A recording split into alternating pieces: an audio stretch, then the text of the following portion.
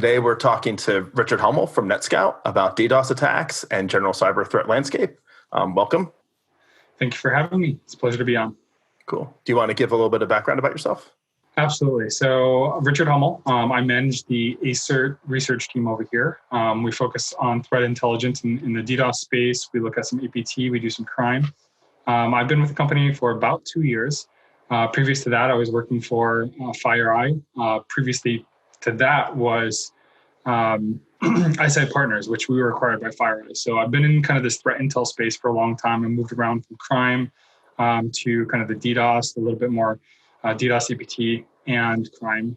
Previous to that, I was in government contracting, doing primarily regional type tracking for espionage-related campaigns and threats, and then did 4 years in the Army prior to that. So I've been around kind of this for about 12, almost 13 years now in the threat intel space, doing any number of things.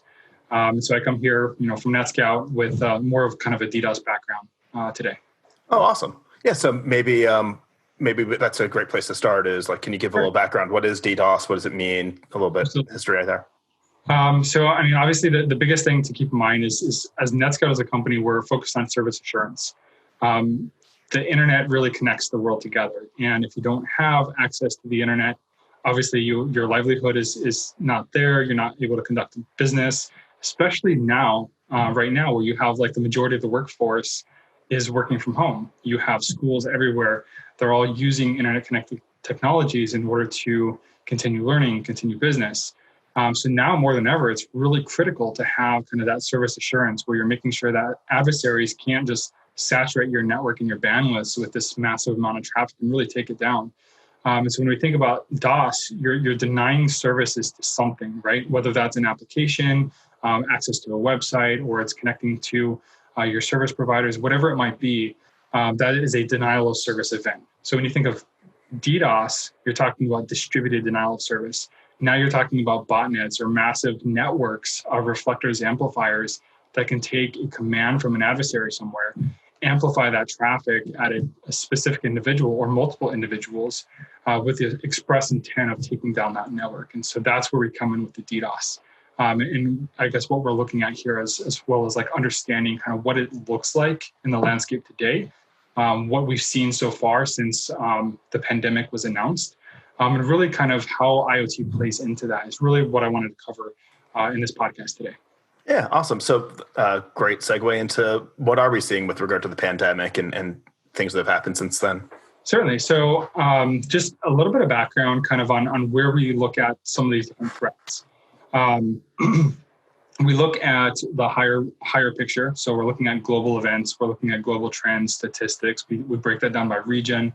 We look at the different verticals. So, is it a health industry? Is it a education? Is it finance? And you'll see that like there's some higher level order of these verticals like telecom, right? That's all encompassing. So you got your wireless, you got your wired, you have satellite. It all kind of falls in the same bucket. And so when you actually look at DDoS trends and metrics, like 95% of the activity is telecommunications. And that makes sense, right? Because all of the consumers are there.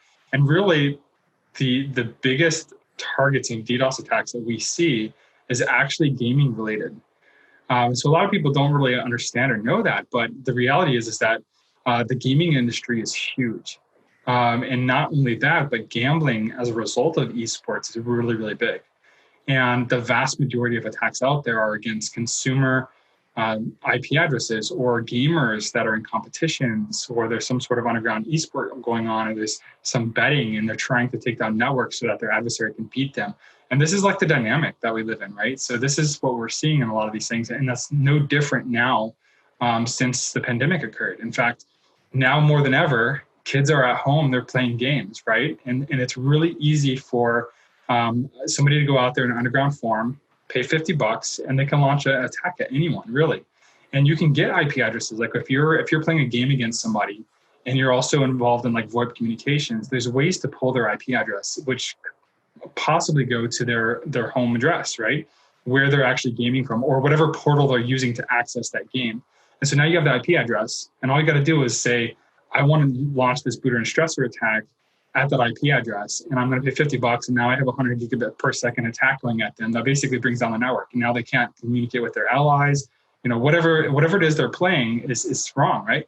And so it takes them down. And it's kind of frightening. Actually, when you look at the numbers, about 80% of the targets that we've seen so far targeted since the pandemic was announced back March 11th at this point. 80% of those targets are broadband operators. And almost every single attack that we see against broadband is typically the result of attacks against gaming. And so it's not even attacks against like the game companies themselves or their servers, right? Sometimes it might be. Right, that's what I was trying to figure out when you first started talking about gaming. I was thinking like, to what end, right? But if you're going after the individual players, now it becomes more, I can see where it sort of comes from. Exactly. So there are times when these attacks go after the organizations themselves or specific servers, like when there's new games announced, or there's DLC content, or maybe there's a launch of a game and they're doing like online downloads only, especially now, right? Because you can't really go to a GameStop if they're not open. So how are you going to download your game? Well, you have to download it from server somewhere. And so if people, maybe they don't like the release, or maybe they don't like the vendor that's distributing a game. Right. They can find their public IP spaces. They can look up an organization by the ASN, right, the autonomous system name, and be able to say, hey, this belongs to EA Sports, or this belongs to some other big organization. Let me just go ahead and launch an attack at these guys. And maybe that just like hits one portion of them in a certain segment of a region of North America, right? Maybe it takes them down, maybe it doesn't, but that's what we're seeing. Yeah. Right. And I can see why it's way more effective against individuals, right? If I'm a company, I have services and systems that are sort of designed to detect and respond to that, as opposed to my home network not ready for a DDoS attack. Exactly. Well, and the thing is like all of these home networks, all these consumer routers, they're still using an ISP space somewhere, right? Mm-hmm. So the vast majority of ISPs have protection against these things, right? But the reality is when you're in a competitive game like this, a couple of minutes could be the difference between whether you lose a match or you win a match. And that could have millions of dollars riding on it, depending on what kind of game it is and who's betting on it. Especially in Asian cultures, this is very, very big and prominent. And so, like, even if you manage to just knock out their internet for 30 seconds, which I mean is not that hard to do. Right. And so, like, attackers are getting much smarter. In fact, some of the techniques that we've seen that we've covered actually in one of our more recent reports was looking at an attacker's kind of capabilities and what they've evolved to. It used to be that I have an IP address, I want to attack it. I'm just going to go after that one IP address and I'm going to use a certain protocol or vector or a certain type of attack. And maybe this is a UDP attack against like DNS, right? Mm-hmm. So I'm just going to flood it with DNS. I'm going to hit everything I can against it. That still happens. That's what we would call basically a single vector type of attack. But what we're seeing now is not necessarily the high volume attacks, because we know how to mitigate these now, right? Most carriers out there, most enterprises out there understand that if they get a UDP attack, it's against one IP address and it's this vector and it reaches a certain threshold, I know that's a DDoS attack. I'm just going to drop it on the floor, right? Mm-hmm. So the largest attack on record we came out with last year was 1 terabit per second of attack traffic. Huge, right? Right. The reality is that took down the customer for less than 3 minutes. Right. And so like we know how to mitigate these now. So now what we're seeing is smaller volumes. We're seeing 100 to 200, 100 to 400 gigabit per second ranges. But now we're seeing that combined with a bunch of different types of attacks. So you might have DNS, NTP, CLDAP, MySQL, ARMS, App Remote Management System, all of these different things in one singular attack. In fact, we recorded at least one attack in the past 6 months that used 17 different protocols or vectors in one attack. And so now, instead of just mitigating one aspect of that, you have to have your mitigation and defense techniques configured to hit all of those protocols and all those vectors at the same time. Now you take that and you combine it with something called carpet bombing. Right. What carpet bombing is it basically says, instead of going after one IP address, I'm going to find the entire network block. So maybe I'm going after a CIDR block of, let's just say 100 different IP addresses, just for sake of size here. Mm-hmm. And let's just say that for my mitigation techniques, I can mitigate traffic, but I'm not going to set my actual scrubbing of traffic until it reaches 5 gigabit per second of threshold volume. Right. Well, what happens now when you hit all 100 of those IP addresses with 4.9 gigabits per second of traffic? you never hit the threshold at any one of those. And so you're not triggering your mitigation. You're splitting it out, but now you're saturating the entire network block. And so this is what we would call carpet bombing. Oh, interesting. Now, another thing, and this gets more complicated, right? Complex. This is what attackers are doing. They're adding more and more capabilities. Now they're adding TCP SYN attacks. And TCP SYN attacks have historically been very difficult to mitigate just because the way the TCP protocol works versus UDP. There's a lot more that goes into mitigating that type of thing. So not only are you adding more vectors, not only are you targeting more IP spaces inside of a block, you're also adding a much harder to mitigate protocol. And that all combines. You can take down a target for 30 seconds for a few minutes. And that has a big lasting consequence, especially on the gaming industry, for sure. Interesting. Are you seeing it? I mean, I know like healthcare is an obvious one as well with the pandemic that's been in the news about things that have been gone after. But are you seeing anything in other areas? Like I could see if I want to go after a company now that I know everybody's remote, maybe trying to figure out what their VPN is and going after that to prevent users from even logging into the system. Sure. So here's one thing to keep in mind. Actually, we kind of did this exercise just in the past few weeks because the actual traffic we're seeing on VPNs has just risen astronomically, right? And you see lots of industry reports coming on saying, yeah, this VPN it's using so much data. But here's the reality. The only VPN nodes that most people can find out are public ones. And corporations shouldn't be using public VPNs, right? So there's plenty of tools out there. There's GitHub repositories. We can literally go and download every single known VPN node out there, right? And this is going to be for all of your public, kind of commercial license type paid things. But most organizations, enterprises, carriers, if they do have an in-house VPN, they're not going to publicize their nodes, right? So it is very difficult to be able to identify those. And even working in the space and understanding what we're looking for, it's still being able to find those nodes and actually launch DDoS attacks to them is very, very difficult. So if you have some sort of inside knowledge, sure, maybe we could see that, but honestly, we don't see a whole lot. Right. So maybe it would be a malicious former employee or a current employee or something like that. That's huge, right? Yeah. Right. And I know you guys have plenty of insider threat segments here on Cybrary, so I'm sure you're very familiar with that. But yeah, so like another aspect of this too is what if we're just looking for certain protocols, right? Because OpenVPN or various other types of VPNs use certain protocols to connect, right? And so maybe if you're sniffing a network somewhere and you see a lot of that traffic coming through using a certain protocol, it might be encrypted, so you can't really see a whole lot. But if you do happen to get in the middle of that and you're able to decrypt that sessions, you might understand that, hey, this is actually VPN traffic. But again, that's like having prior access, right? So it's not like somebody on the external is going to be obvious, like, oh yeah, that's VPN traffic. Now I'm going to attack it. Like that's very difficult to do. Yeah. Interesting. Cool. Yeah. So please continue. I was just going to kind of talk a little bit about the different vectors that we're seeing. Because I talk about these techniques and like what are we seeing, and just from a quick high level, the primary vectors that we're seeing come across is DNS attacks using UDP DNS attacks, and then we're seeing NTP, which is a huge one because there's tons of NTP servers out there that are just response reflection amplification. CLDAP is another one. And then TCP SYN. Those are kind of our top four right now, followed very closely by like IP fragmentation. Cool. So maybe for the people who are, maybe a little newer to the space, could you maybe elaborate on what each one of those four is? Yeah. So I mean, obviously DNS is what you're going to use to resolve, if you go into a website and you say google.com, right? That's your domain name. And so you're going to have some sort of IP address that is hosting that domain. So what attackers will do is they'll find the DNS servers out there. And they have specially crafted packets that if they send to it, often there's spoofing traffic, right? So I'm going to spoof the IP address I want to actually target. And I'm going to send them a certain packet that doesn't really end, that leaves an open connection. And so now all these DNS servers everywhere are going to respond with this traffic. And maybe they might add some parameters to make sure those packets are really large in size.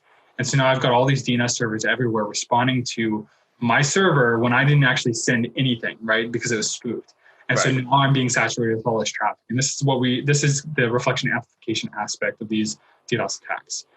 Same is going to be true for the rest of the protocols. Right. Is you're going to be spoofing the source, and then you're also going to be crafting that packet in such a way that you're getting maximum effort. And so when we actually look at some of these different vectors, Like right now, I think we're tracking about 29 different vectors you can use for reflection amplification.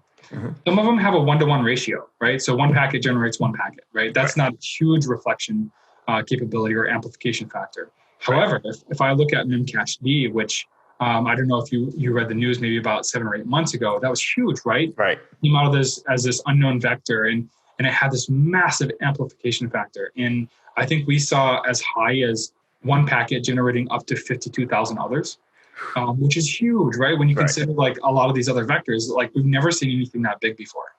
And so it took very few of these servers that could respond to this to launch a 1.7 terabit per second attack, which happens to be that largest attack we've ever seen as a result of Memcached. And so actually in one of the reports that we just published in February, if anybody's interested, you could just go to netscout.com/threat report. You can download it. There's a periodic table of DDoS attack vectors in there. I think it's like page 10, if I remember. But it has all of the vectors on there that we know about. So it goes through like ARMS, it goes through CoAP, which is like a protocol that runs on IoT devices. And it lists in the top right corner the maximum amplification factor that we've seen. Right below that, there's 5 little radials. And those go anywhere from like 100,000 up to millions. And that indicates how many of these reflectors we know about in the wild. And now we're really conservative about how we scan. So we're not just like blasting everything all day, all the time. We basically send one request at something per day to see if it responds in a certain way. Because we don't want to add to the saturation of the network, especially now, right? And so we want to make sure that we're being very conservative with this. There are other scanners out there that just blast you all day long, and they'll just send as many packets as they want. And so they might have more numbers than we do, but we try to be conservative. But even so, you can look at protocols like SIP, and there's like 9 million plus reflectors amplifiers out there. You can look at DNS, and we're between 1 to 8 million different reflectors amplifiers out there. And it's notable because when we actually start digging into these attacks that we're seeing, I already told you DNS, NTP, CLDAP, those are our top attacks, right? Right. When you actually start looking at how many of these reflectors amplifiers attackers are actually using, you start to get a picture of, well, what could an attack look like versus what attacks we're actually seeing. And the interesting thing is like for some of these protocols, attackers are using such a minute portion of the available reflectors, and yet they're still achieving huge volumes. A good example of this is a protocol I just mentioned called CoAP. Now, we did this case study to look at these different vectors. Because you would think like if a researcher comes out and says, hey, attackers are exploiting this vector to do reflection amplification for DDoS attacks, I mean, the logical next step is that, well, let's secure those. Let's make it so that doesn't actually happen anymore. Just like if a vulnerability exists on something, we patch it. Right. So you would think that happens in this space. And the reality is it doesn't really. Most vectors remain relatively flat. In other words, how many servers existed a month ago still exist today. Some of them actually grow. CoAP is, like I said, is an interesting one because it exists in IoT devices. Right. And the growth of IoT devices on the internet is just astronomical. Verizon predicts that this year alone, 20.4 billion IoT devices will connect to the internet every day. And that's just one statistic. If you look at organizations like Statista, you'll see that by 2023 or 2025, they're projecting like 170 billion plus IoT devices, which is just nuts, right? Right. And so you see more of these devices, which means you see more devices that are vulnerable to this reflection amplification. And so that vector actually grows. So why do you think it is that they're not being patched, or what is it about IoT devices in particular that makes it, maybe harder to secure or patch? Sure. So I think the biggest issue here is that manufacturers have no urge to do this, and they have no oversight that says they must do this. Because think about it from a manufacturer's perspective. I want to create as many IoT devices as possible. I want to get them on the shelves as fast as I can. I want them to be able to be available for customers to buy at any time, which means they might sit on the shelves for a while. They might sit in warehouses for a while. And I want to make them user-friendly. Right? And I want them to get out fast. And I want to manufacture these as cheap as I can. So there's a number of problems in that scenario. One, if I'm doing it for really cheap, it means I'm not spending the time on security like I should be. If I want to keep them on the shelves for a while, it means they're sitting on the shelves for months without ever receiving any kind of patches or updates or security fixes. And then if I want to have ease of use, I'm going to have a lot less options as a user to buy this thing to actually go in and change up my configuration settings. And so there's very few actual laws that mandate certain types of security. There's a few of them now. There's some of the internet industry standards organizations are pushing for more security here. California passed a bill for all of their IoT manufacturers that says, hey, you must have some semblance of security on these devices, but the reasonable security that they have is kind of open for interpretation. So what does that exactly mean? And so you have all these things kind of combining, and then you have the exponential growth of IoT devices. That creates a massive problem. Right. And most users, when they get something, they plug it in and they want to use it, right? It's Christmas morning. I get 5 new tech gadgets because I'm a tech nerd, and every single one of them connects to the internet. That makes every single one of them an IoT device. Right. Is the first thing that I do when I plug it in Christmas morning and turn it on and start using it, go into my admin panel and change my username and password? Probably not, right? And the reality is, another study we did about almost a year ago now, within 5 minutes of an IoT device connecting online, it is getting brute force attacked for default usernames and passwords. Within 5 minutes. Wow. And then within 24 hours, you're having exploitation attempts thrown at it for known exploit vectors. And so, I mean, unless you're the kind of person that you don't do anything else until you lock down your IoT device, which, I mean, come on, let's face it, how many of us actually do that? Even me as a security researcher, I don't do that. So it's just one of those things that, like, it's going to continue to be a problem until really, like, laws are put into place that this must happen, right? And until manufacturers get serious about securing these devices. And unfortunately, it's not happening fast enough today. Right. And I think there's one of the other things, especially for some of the devices, there's limited space, there's limited memory, and so the idea of having to put in all of the software to allow for an update or something probably is also problematic in its own way. Yeah, I tell you what, like a little over a year ago, my wife and I were expecting our third child.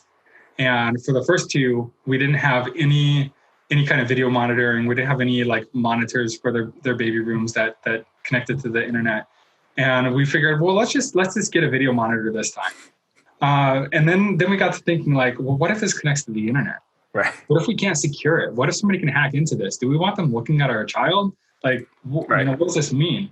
And so when I started researching it and I started looking at these different things, we ended up going with one that doesn't actually operate with any kind of Wi-Fi. It just uses radio signals, just like most monitors do. Because I didn't want to get a monitor and then connect it to the Wi-Fi and really not be able to manage it, because there's no administration panel. There's no ability for me to go in and change passwords. So we just didn't even want to go down that route. And so those are the kinds of things that I think about. But even still, like, even thinking consciously about that, there's so many devices that come into our home that are insecure. Yeah. And it's just kind of a frightening picture when you look at it. Yeah, definitely. My wife and I went through the same thing when we were looking at baby monitors and stuff. I was like, in the end, we just decided not to, it's like, we'll just go with, we don't want anything on the internet or connecting to the network. Yeah. Yeah. So like when people ask me, what is the thing you fear most in the coming like scenario for like threat intel and the security aspect, and really IoT is it? Because more and more we're bringing it into our homes. Enterprises are allowing bring your own devices. So many things are entering things. And the reality is that just because you're behind a firewall doesn't mean you're protected anymore. There's tons and tons of malware out there now that have proof of concept to actually get around firewalls. And so enterprises might say, oh, yeah, we let people bring their IoT devices in, but they're behind a firewall, so it's all good. Well, not really. Right. And so this is something that everybody needs to be concerned about. Well, not to mention the IoT device started off on the other side of that firewall. So who knows what it's bringing in. Right, exactly. Right. And then what are you connecting to your internal networks? Yeah. Right. Yeah. So it's really interesting when I look at this kind of space and what is capable and what attackers are looking for. And more we're seeing attackers do what EPT adversaries do. They do their recon first, right? They look at the networks, they figure out how things are connected, how things respond. In fact, some notable outages that happened several months ago basically took down portions of a very prominent online retailer. And I won't go into the name, but if you do a little bit of research, you'll be able to find out who this is. And it turns out what the attackers did is they actually figured out where the geographic footprint was for trusted networks. And I say trusted networks, these are basically inside what is kind of let's put it in the terms of like Windows administration. So like a trust forest, right? So they're inside this network boundary that says, hey, if anything connects from within this boundary, go ahead and let it through. We'll do some other security checks later on down the road, right? Because if I was outside that and I launched a DDoS attack, it's gonna fall flat, right? It's never gonna go anywhere. We've got mitigations in place. But they identified that footprint. They figured out how to get some servers inside that perimeter to essentially amplify this traffic and start doing the DDoS attacks. And so they already mitigated or bypassed that first layer of protection. And then what else they do is they start doing is it down type requests, right? Right. So whether they're looking at down detector or they're sending ping requests, they're monitoring the efficacy of their attacks. And is my DDoS attack actually taking this down? And if it's not, let me pivot. Let me add a new vector. Let me change vectors. Or let me add a new tactic. And so the adversaries are getting really, really smart about this. And they're really agile and able to pivot really quickly. So what are some of these people after? Like, what's the point? So, obviously in the gaming one, financial. Right. Right. Another, I laugh every time I tell this story. So about 8 months ago, we had a report come out and we had what we would call SOC stories. So security operations center stories. We have what we call Arbor Cloud, which they do basically managed services for DDoS mitigation. They do it for a lot of like organizations. They do a lot of for universities and stuff. And they actually had one incident where a university had reached out and said, hey, our services are down. We're trying to figure out what's going on. In working with the university, the SOC was able to determine that it was midterms and a student didn't want to take his test and paid to launch an attack at the testing center's IP space. Wow. And took it down. And so that's an obvious motivation, right? Just why not pay $50? I can get out of taking this test. I can kick it down the road. I have more time to study, whatever I want to do, right? Right. It's interesting now though, because we don't have that happening right now because students are not actually in school. They're doing it online.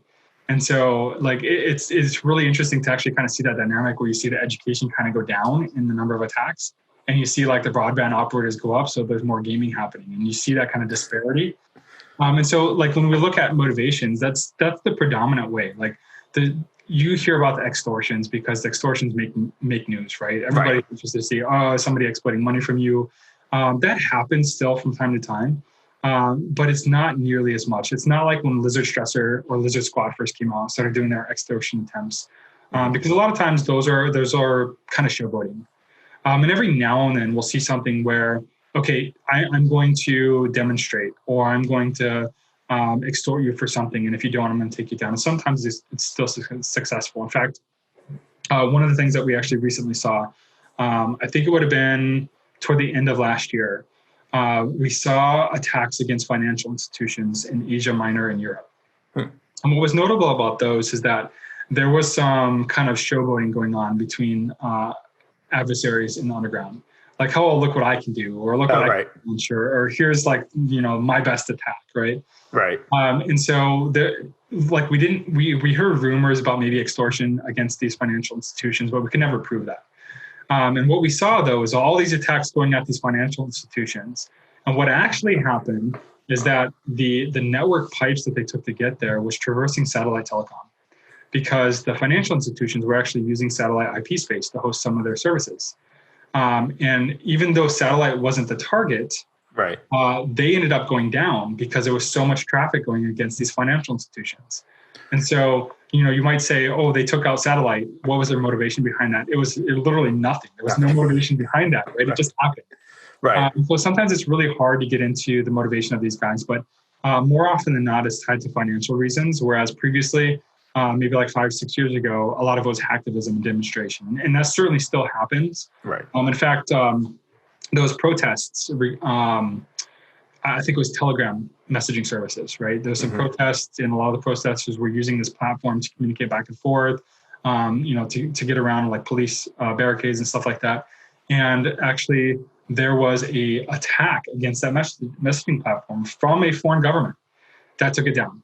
Right. And so like it disrupted Telegram. And I think we've got some communication about that on our website. But yeah, So there is still some of that kind of hacktivism type thing or suppression, but by and large, most of it is revolving around kind of some sort of monetary gain for themselves or some sort of personal gain for themselves. So maybe we have political rivals in different countries and they have a polling site and they want to take that polling site down. Maybe they'll launch DDoS against that. So no longer are we just in a hacktivism type realm. Now our motivations are more geared towards what can I gain? What about for like the homeowner and the IoT devices there? Like what am I worrying about? Like, so what if somebody breaks into my light bulb, So I think the biggest thing that you're going to have to worry about there, especially if you're talking about in the sense of DDoS, right, is being part of DDoS attacks. Right. Because if you are, and there's a large attack going on, your network is going to get really saturated, really slow. You might not be able to stream. You might have connection issues. Maybe I'm trying to get into my banking account for something critical, right? Right. So you might see your internet capability diminish greatly, right? And the cool thing is that with a lot of these ISPs, like that outage doesn't last very long, at least not in terms of DDoS attacks. Right. And so, but there is that possibility, right? Or if you're constantly involved in these types of things, you might risk having some internet connection issues. So, do ISPs ever monitor and reach out like, hey, homeowner, we continue to see or detect problems coming from? There are some. In fact, I was actually playing around with my own Google Wi-Fi router and I started logging in. Actually, even my Netgear one did it, if I recall correctly. But if you actually log into the admin panel, depending on what ISP you have, I have Verizon and they're actually pretty good about this. So when I actually logged in, I could actually see messages for the type of traffic that was coming across my network. So there is possibility, but I don't think they're going to just like find your email and email you, right? So unless you're tech savvy and you can log into your home router or your modem, whatever you're using, chances are you're never going to see this. You might experience some noticeable lag if something is ongoing like that. So, I mean, it's definitely worth understanding and learning how to do this just to secure your own things, right? Because if an adversary managed to install, let's just say Mirai on it to be part of these, what's to say they couldn't install something else and affect the rest of your home network? Right. If it's just being used as like a reflection amplification vector, I mean, there's not a whole lot you can do unless you know how to patch your devices or all your IoT devices or sufficiently put it behind a firewall that it's not going to respond to certain requests.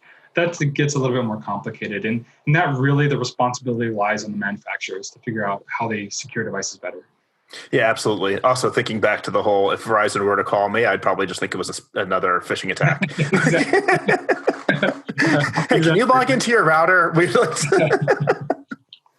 Yes, I feel you there. There's so much of that going around. In fact, I was just on some calls looking at kind of this pandemic thing and like the sheer volume of spam messaging going around right now for like the pandemic themed stuff and COVID is just, it's insane. Yeah, absolutely. I'm actually pretty impressed with our vendor that's doing our anti-phishing, anti-spear phishing, because they've also included like banners for like, hey, this mentions COVID-19, like be really extra special careful. Exactly. And I mean, we definitely try to monitor stuff like that here too. So as much as we're a DDoS shop and where all of our stuff pays the bills, we also have a feed of indicators. And those indicators are fed by examining malware and spam campaigns and exploitation, different links and things like that. So we actually extract all those IOCs and we push those to our customers for protection. So we're securing you against DDoS. We have mitigation capabilities. We have countermeasures. And guess what? We have this huge list of IOCs for the latest and greatest threats. Because we understand, like, right, DDoS isn't the only thing attacking you as an organization. Right. And so a lot of the devices where our indicators go kind of sit on the perimeter or edge of enterprise's environment. And so it's not, sometimes we say it's the last line of defense, maybe it isn't. But organizations often have like IDS and IPS, so they have some sort of firewall with different rules and IOCs fed in. But you'd be surprised, even sitting as far out on the boundary of people's networks as we are, we still see a ton of malicious traffic going back and forth. And so we try to block all of those command and controls because it's a very real threat. And that's, part of the research that we've done is along those lines as well. But again, like I said, predominantly DDoS is what we focus on. Right. Makes a lot of sense. Anything else? Any other things you want to cover? Or? I was just going through my notes here to see if there's anything else that I left off. And I think we pretty much covered most things. There was one kind of little anecdote that I was going to pull in. One was related to Mirai, and the other one was related to So I mentioned before, we examine these different DDoS vectors, right? Mm-hmm. And we look at how many servers are being used in an attack. And here's just like a theoretical approach to this, right? So CLDAP has anywhere between 10 to 20,000 servers that we know about. Whereas DNS has like 1 to 8 million. COAP might have like 5 or 6 million. When we started looking at the utilization aspect of these, in a single CLDAP attack, actually a single largest CLDAP attack that we observed, we had X number of IP addresses as like being part of that attack, which translated to less than 0.5% of the available devices they could have used. And yet the size of that attack was still greater than 300 gigabits per second. And so, I mean, we're talking like a very, very minuscule portion of the available reflectors for COAP that were used in an attack, and it still had tremendous volume. Now, what happens when an attacker utilizes the entire spectrum of these, right? Is there even a tool that can do that today? So there's some kind of theoretical applications here. When we look at CLDAP is one of the top 3 vectors that we continually see. That one has very high utilization, and it's a very effective way for attackers to go after things. And so we'll see as high as 85% utilization. But again, we're only talking tens of thousands of servers versus millions. And so it's just a very interesting kind of, when you think about this and what it means with more and more IoT devices going online. Yeah, I mean, the whole notion of, I mean, I think it sounds like attackers have taken sort of what on the other side of the equation has always been defense in depth. It sounds like, well, we're going to use attack in depth. We're going to go with multiple different vectors across lots of different devices. And that's just it, right? A defender has so much footprint that they have to mitigate and protect against. An attack only needs one in. Right. And so they can launch the entire kitchen sink at somebody until they find a gap in the armor somewhere. The defender only has to slip up once. And it's a very difficult job as a defender for sure. Yeah, it's definitely asymmetric. For sure. And then the other thing I wanted to mention, I talked about Mirai. So we also partner with Reversing Labs, which is a very big kind of like VirusTotal. They have tons of like billions and billions of malware samples. And one of the things that they do for us is they help us look at kind of the history of Mirai. And they do some machine learning to figure out like what's a variant, what's a code branch, how different is it from another. And so we set certain thresholds and we want to figure out like what does it look like in the wild for Mirai. And every single year, 2017, 18, 19, we saw exponential increases in the number of Mirai samples in the wild. And I think we saw from 2018 to 2019, it was a 57% increase in the number of samples circulating in the wild. These are number of unique samples. Right, wow. It was somewhere in terms of like 220,000 unique Mirai samples floating around. And that's not like the other code branches like Satori or EchoBot or some of these other ones that come in online. In fact, EchoBot was a relatively new one, and that one piece of malware alone had 70 different exploitation attempts built in that would automatically try to propagate itself, right? And then another thing that we saw is increasing in brute force attempts and increasing in exploitation attempts. 51%, I think, for brute forcing and 87% for exploitation. Do you think the brute forcing is because computational power is just increasing, and so therefore brute force attacks are actually more viable? Maybe they've always been viable. So we're like, Mirai has always relied on this brute forcing mechanism. And the sad part is because there's no IoT security, it works. Right. And so you can literally log on to a manufacturer's website and figure out what the default credentials are for one of their devices. And let me just add that to a dictionary that I'm going to distribute with Mirai. And now I have this automatic propagating thing that's going to be wildly successful. Wow. And so, so when we actually compare the brute forcing attempts versus exploitation, brute forcing is still king. And it has been ever since Mirai came on the scene with the Dynan attacks back in 2016. And so we just continue to see this astronomical shift. And worse, Mirai has been ported to over 16 different OS architectures. Right. And so it doesn't really matter what kind of device you're running. There's probably a version of Mirai out there for it. Right. Probably more than one. Probably more than one. Yeah. So again, like I said, this goes back to IoT, and this is my biggest concern. So if I left you with nothing else during this podcast, IoT is a concerning aspect, and it should be definitely taken seriously. Right. I think if nothing else, go and change your default username and password on your IoT devices. 100%. Yes. Right. Which, I mean, if you think back to the old router days, right? The router that Verizon shipped to me used to have default username and password. Now, at least they put it on there and it's randomized and it's specific to the device. But the sad part is you can still find those online. You can still find some of them, yeah, because they're specific to a model. They might be an alphanumeric with special characters randomized, but they're still like printed on the device itself, right? So at one point or another, some of those make it online. Still go in and change your passwords if you can. Yeah, definitely. All right. Well, thank you very much. I really enjoyed speaking with you. Thank you for having me, Mike. It's been a pleasure. Yeah, been a pleasure. All right. Take care. Take care.